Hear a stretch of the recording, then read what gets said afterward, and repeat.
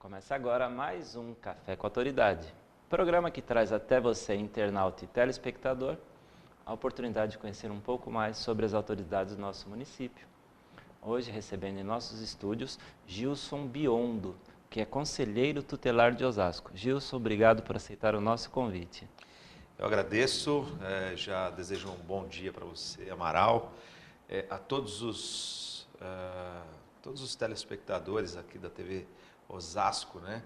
Uma TV muito importante, que faz um trabalho excelente na nossa cidade e que sempre tem informação. É um prazer estar aqui no seu programa mais uma vez. Obrigado. Ô Gilson, vamos começar relembrando e explicando para as pessoas o que é um conselho tutelar, qual a função e a que ele serve. Vamos lá, o Conselho Tutelar ele é uma escolha da comunidade, né, da sociedade, através de voto direto. Então, escolhe os conselheiros que têm uma gestão de 4 anos. O Conselho Tutelar é um garantidor de direitos, direito da criança e do adolescente. São 3 direitos fundamentais: direito à vida, educação, lazer, à família, alimentação, direito à saúde, educação, enfim. São 13 direitos e tem violadores desses direitos. Criaram direitos porque violam muito esse direito. E os direitos violados normalmente é pelo Estado, né, pela sociedade, por ação ou omissão, pela família, ação ou omissão ou empregar alguma força a mais, e também pelo a criança ou adolescente em razão de sua própria conduta. O Conselho Tutelar ele tem 2 poderes, o de requisitar e peticionar. Esses 2 poderes são os mais importantes para que se defina isso. Então, por exemplo, uma família tem uma necessidade de uma vaga na creche, tem necessidade de uma transferência escolar, um especialista médico, alguma coisa do gênero, e de repente não tem. O Conselho Tutelar ele vai ficar incumbido de conseguir isso. Vai requisitar na Secretaria de Educação, Saúde, aonde quer que seja, para conseguir garantir o direito dessa criança ou desse adolescente. Uma vez que não conseguiu ou foi negado, ele pede para o juiz, faz uma petição pedindo para o juiz para que seja oficializado ou para garantir o direito dessa criança ou adolescente. É uma linha muito tênue que separa o dever, o direito e o poder. Uma coisa é você dever fazer alguma coisa, mas aonde muitas vezes um pai ele pode estar sendo omisso ou pode não estar fazendo a tratativa da qual a criança tem direito, isto sendo um dever dele, pela impossibilidade. Aonde que fica esse crivo de discernimento? Olha, o senhor não está dando a educação necessária para o seu filho. Não, mas é que aqui eu não tenho condições, eu não tenho escola, eu não tenho transporte, eu não tenho... Quer dizer, até onde isto é tolerável e até onde isto é o Conselho Tutelar pode obrigar ou incumbir o pai desse dever? Então, eu acho que tudo é o diálogo. Perfeito. Tudo precisa ser muito bem conversado. Cada caso um caso. Tem que ser transparente. Você tem que analisar a condição. Eu acho que para ser conselheiro nós passamos por diversas etapas, né? E uma dessas etapas, a formação, é muito importante. Mas, além disso, é a sensibilidade. Você tem que entender, se colocar no lugar do outro, você tem que tentar entender qual é o parâmetro do outro, até para você poder ajudar.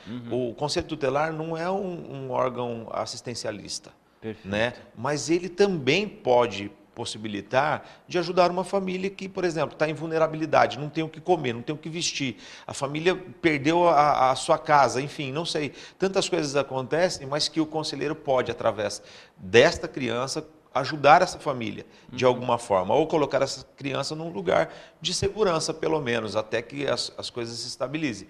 Vamos em razão da educação. Puxa, teve uma adolescente numa das minhas palestras que ela falou, poxa, minha mãe, ela tem 2 empregos e é muito difícil, nós somos 3 meninas, o pai foi embora, entendeu? Como é que nós vamos fazer se a mãe...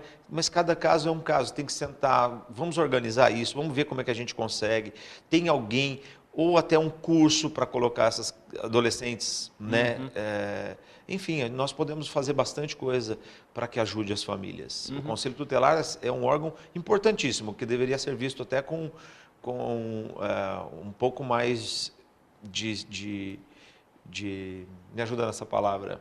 Responsabilidade? Não, um pouco mais de proximidade, talvez, até com a sociedade. Falando em proximidade, estamos vivendo nesse novo milênio, já no finzinho do século passado, uma situação bastante inusitada e a gente está com dificuldade de saber lidar com isso, que é o acesso das crianças aos meios digitais, que muitas vezes é cômodo e prático para os pais isolar as crianças no computador por medo de mandá-los, deixá-los ir nas ruas, assim como era a minha infância, provavelmente a sua também, apesar da nossa diferença de idade, mas acho que você sabe o que é um carrinho de rolimão, um pipa, um peão, um estreia-cela nova, um mãe na mula, aquelas brincadeiras de criança que nós tínhamos, que hoje, salvo aqueles que moram em condomínio, que ainda têm as cercas do condomínio a seu favor, então eles têm aquele convívio social, mas quem mora em casa hoje em dia, a única alternativa é realmente o mundo virtual. É o namoro, é o cinema, é tudo ali no computador. E a gente acaba cobrando das crianças não ficarem tanto tempo no computador, mas não tem outra alternativa. Isto implica um pouco na tratativa pai e filho, e o Conselho Tutelar tem esse reflexo? Tem, Amaral, e eu vou te falar uma coisa ainda mais. Eu tenho como enfoque trabalhar a prevenção. Uhum. Eu, quando decidi entrar até para o Conselho Tutelar, o meu objetivo era sair de dentro das quatro paredes. Tá. Porque ali nós atendemos uma demanda. Eu não estou, de repente, colocando ninguém em maus lençóis, né? Outros conselheiros, porque a atuação extra é de cada um. Então eu decidi fazer a prevenção. Okay. É melhor você tratar antes de ter uma doença do que tratar a doença. Sim. Senão nós vamos ficar tratando só a doença. Uhum. E eu decidi fazer isso. É uma escolha minha. Então eu faço muitas palestras de prevenção nas escolas estaduais, municipais. Faço em entidades como ONGs, associações, diretoria de ensino, enfim. Essas palestras têm... As temáticas são voltadas à educação, formação, fortalecimento familiar, fortalecimento de vínculos, alertas, enfim. Uhum. E muitas coisas aconteceram. Por exemplo, vou entrar já na tecnologia. Mas nós tivemos um problema muito sério com nudes, fotos vazadas da internet, uhum. Fotos vazadas dentro de uma escola, que são trocadas por WhatsApp, enfim. Isso traz um transtorno muito grande, porque você tem que colocar essa família num outro lugar, essa criança ou adolescente. Eu tive crianças de 9 anos de idade trocando fotos pornográficas. É muita vídeos, inconsequência, não sabe o que isso vai repercutir para o resto da vida, né? É isso, e já de imediato você troca de escola, a família que tem que trocar, tem que mudar de estado, mas mesmo assim não sai mais. Não sai, porque ele é global, a internet está em qualquer local, qualquer ponto que você vai. E, inclusive, existem casos mais graves que eu já acompanhei, da adolescente, da jovem não aguentar a pressão e atentar contra a própria vida, né? Porque a pressão deve ser muito grande, o bullying, as sátiras, as gozações são muito grandes. Muito grande. E aí, então, eu criei uma palestra também chamada Escola, Família e Tecnologia, que também é adaptável para... Tem muitos lugares me chamando, até igrejas, ONGs, enfim, e que fala o quê? As pessoas dizem assim, poxa, meu filho não sai do telefone, meu filho não sai do computador, meu filho não sai do videogame, meu filho não sai... Uma tecnologia que a gente mesmo criou essa sensação. Hoje os pais enfiam, tipo, eu preciso bater um papinho aqui com o Amaral, filho, por favor, tem 1 ano de idade, 2, 3, 4, 5, você dá o tablet ou o celular na mão dele, fica quietinho que o papai precisa conversar, a mamãe precisa conversar. É prático, é cômodo. Exatamente. Aquela coisa do WhatsApp, o último post, a última conversa... Tudo isso faz com que crie um distanciamento. Eu costumo brincar na palestra o seguinte, tinha uma coisa que usava dentro da sala de casa, se chamava sala de estar, sala de jantar, tinha uma coisa redonda, oval, quadrada, né? Cheio de cadeira em volta. Que as pessoas sentavam para se alimentar? Sim, cara. Mesa! É isso aí. A mesa é uma coisa espetacular, que hoje já não se faz mais. Cada um come num horário, cada um faz o seu horário, se alimenta de uma outra coisa. E quando as famílias ainda que mantêm essa tradição, que são poucas, vão com o celular para a mesa e se findou o diálogo. Então, esse diálogo criou um distanciamento muito grande. Tem uma outra palestra que eu faço agora, são jogos, desafios e e suicídio na adolescência, que não é uma coisa nova. Então, eu falo muito sobre isso. Os pais não têm ideia do que os filhos mais veem, eles não têm mais noção, perderam a mão, perderam a ideia e não conseguem mais acompanhar o raciocínio de uma criança ou de um adolescente. Eles são muito rápidos. E aí você perde um monte de coisa. Por exemplo, você já assistiu Os 13 Porquês? Sim. Uma série da Netflix? Sim. Muitos pais que você pergunta não têm conhecimento. Os 13 Porquês, 13 Reasons Why, acho que é o nome. E o que acontece? Essa é uma série de uma adolescente que se suicida, né? E por quê? Não aguentou a pressão do bullying, ela sofreu nudes, abuso e um monte de coisas que ela não soube lidar com os sentimentos e ela teve um problema. E esse relacionamento ela vai e grava os 13 porquês da morte dela e ela acusa as pessoas e deixa isso gravado para que essas pessoas tenham uma consciência pesada, vamos dizer assim, ou que se sintam culpados. Normalmente, o suicida, ele manda um recado, ele quer agredir alguém. É lógico que de uma maneira estapafúrdia, de uma maneira totalmente sem volta, mas ele quer agredir alguma pessoa de alguma forma, ele quer chamar a atenção de alguma forma.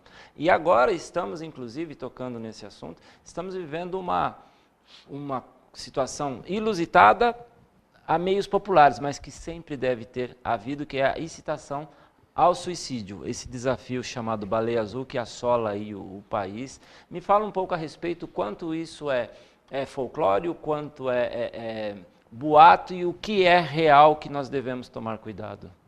Todas as decisões que são feitas no Conselho Tutelar são feitas em colegiado, né? Okay. Não é uma pessoa, uma única pessoa.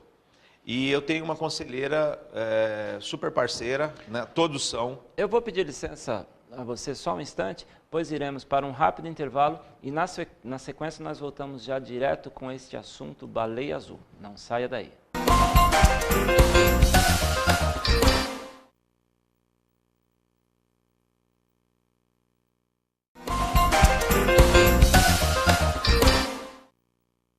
De volta com o Café com Autoridade, hoje falando com o conselheiro tutelar Gilson Biondo.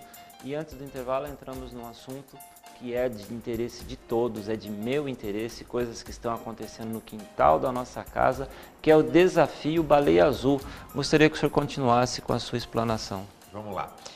Tem muita gente que fala, puxa, o que é Baleia Azul? Baleia Azul é um desafio que surgiu, né, primeiramente na Rússia, mas foi um fake, para juntar seguidores. O cara forjou a sua própria conduta e suicídio. Uma ação de marketing. É isso aí. E conseguiu seguidores.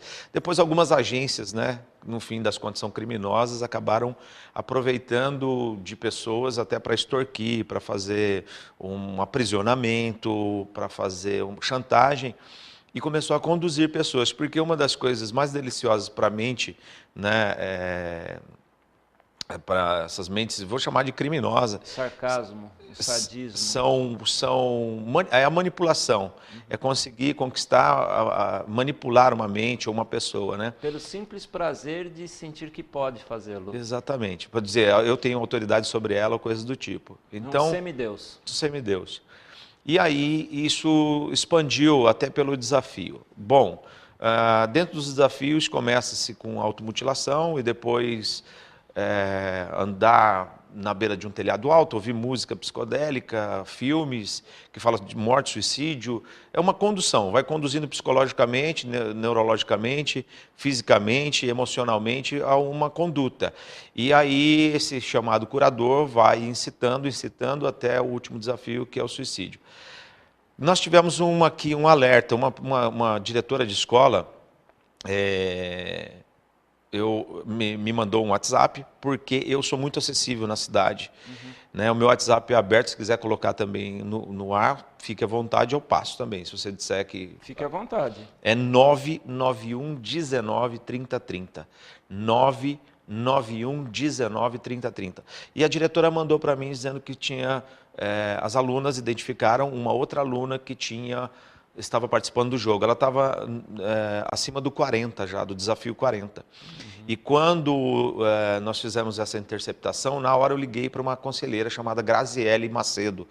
Sensacional, uma conselheira de, assim, top, alto nível.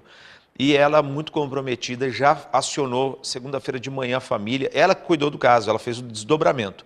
A identificação veio para mim e o desdobramento ficou com ela. Só que nós temos que manter esse caso sigiloso, porque senão a gente expõe uma criança, né, um adolescente. Mas ela já tinha, eu tenho foto dela, do braço e tudo mais, e de todos os passos, captaram isso em rede social, e ela disse que realmente estava disposta a fazê-lo. Só um breve parênteses. Normalmente essas crianças se mutilam e escondem dos pais. Então, vamos lá. Essa é uma prática que não é de agora, né?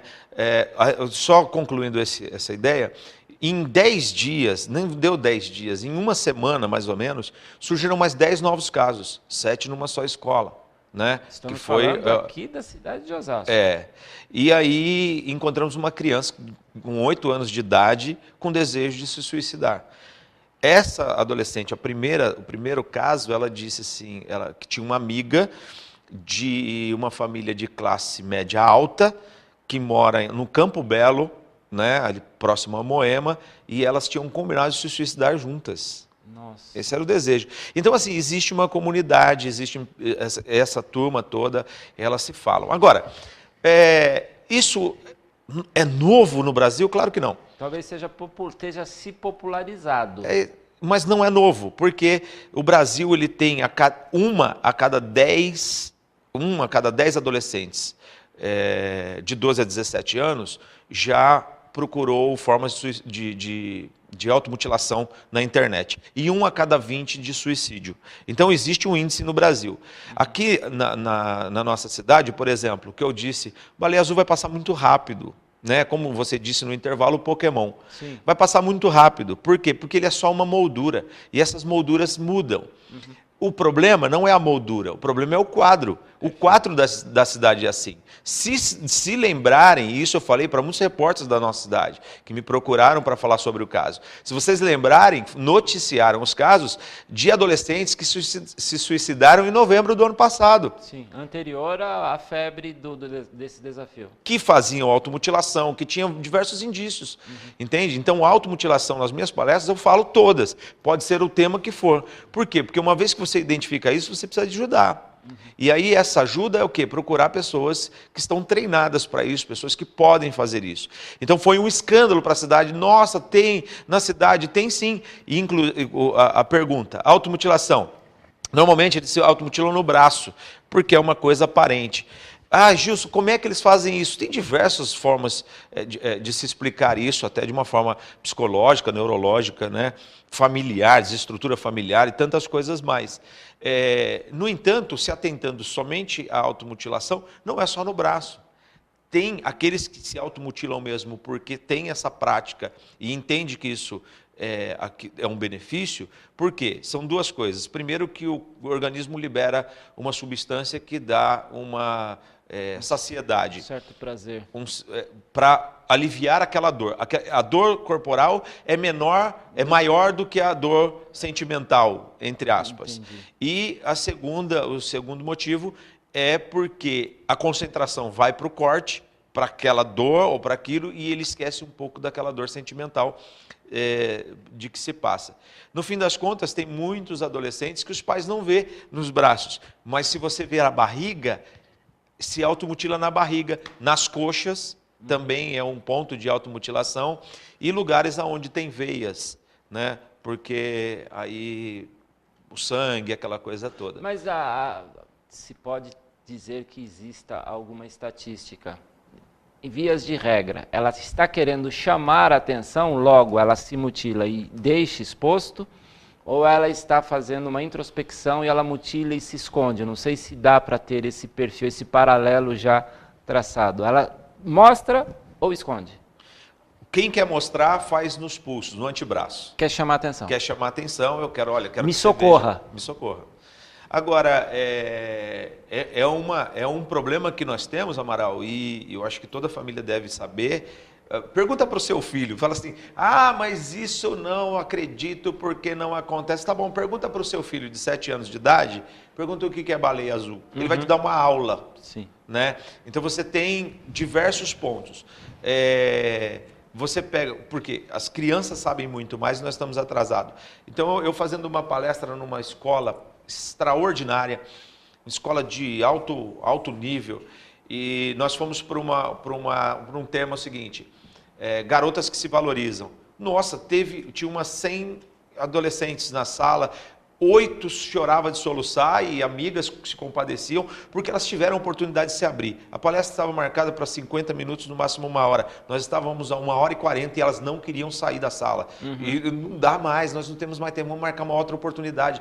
A coordenadora pedindo, mas elas dizendo assim, se abrindo. E elas diziam, uma delas, eu não quero os presentes caros que o meu pai me dá. Eu quero a presença dele na minha vida. E hoje nós não temos tempo. Hoje todo mundo trabalha 1 emprego, 2 empregos, mas tudo é uma questão de opção, de ganhar mais. Então, essa história de vou dar o melhor para minha família, vou dar mais conforto para minha família, vou dar... É relativo. É relativo. Teve uma criança que disse assim, teve coragem, falou com a diretora chamou a família, quando sentou com o pai e com a mãe, aí ele disse assim...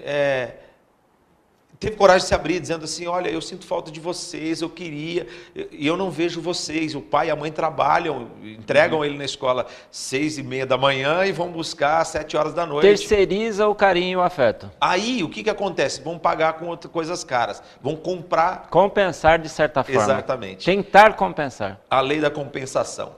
Aí o menino disse, a mãe falou, tá bom, entendi. Ótimo, filho. Só que tá vendo essa blusa que você está vestindo? Você está vendo esse tênis que você está vestindo? Sabe o seu videogame? Eu vou arrancar tudo de você. Acabou a partir de agora. Chantageou. Caramba, não teve a sensibilidade, continuou do mesmo jeito. Você sabe o que o pai faz? Quando o conselho tutelar, a escola, quando começa uma ação, eles saem da escola, mudam de escola para tirar aquela responsabilidade. Esse menino, isso foi antigo, esse menino hoje é um usuário de droga e trabalha no tráfico, etc. Tal. Bom, enfim, não são todos os casos assim, mas são coisas que conduzem.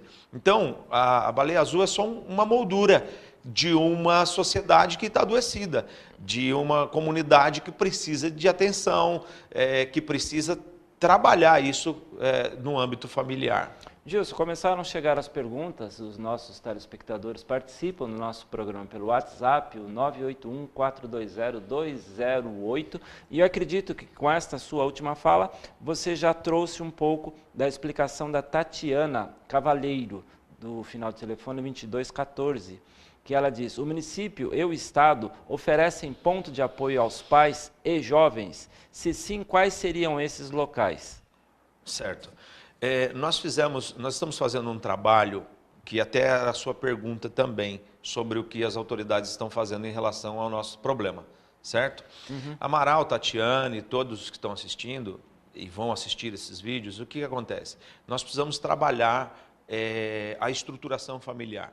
Nós fizemos uma reunião com 52 mediadores e vice-diretores na diretoria de ensino, inclusive um abraço para a Sandra Jardim, que da diretoria de ensino, uma pessoa muito comprometida com tudo, reuniu para que falássemos sobre isso. Eu dei a mesma palestra para os adolescentes de manhã que conheciam tudo do que se falava na palestra sobre jogos, desafios e suicídio na adolescência. E quando eu fui aplicar para os mediadores, os diretores, pai, é diferente. Nada do que está rolando. Por quê? Porque a gente não se atualiza em relação a isso.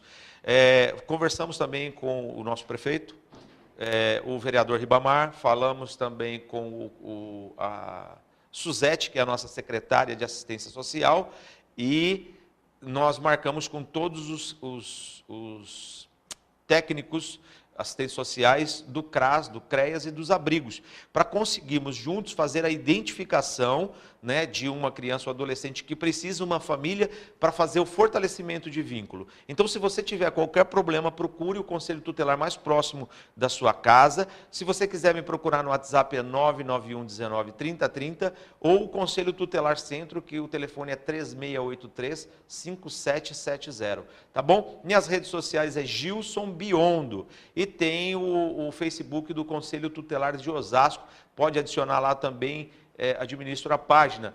De qualquer forma, estou à disposição para fazer ou para aplicar. Você ficou meio triste, é porque acabou o tempo? Eu tô pensando aqui, Gilson, uma coisa um tanto inusitada, uma coisa que eu não costumo fazer, mas eu me vejo na obrigação, já neste programa, convidá-lo para retornar na próxima sexta-feira, no mesmo horário, porque nós mal iniciamos o assunto.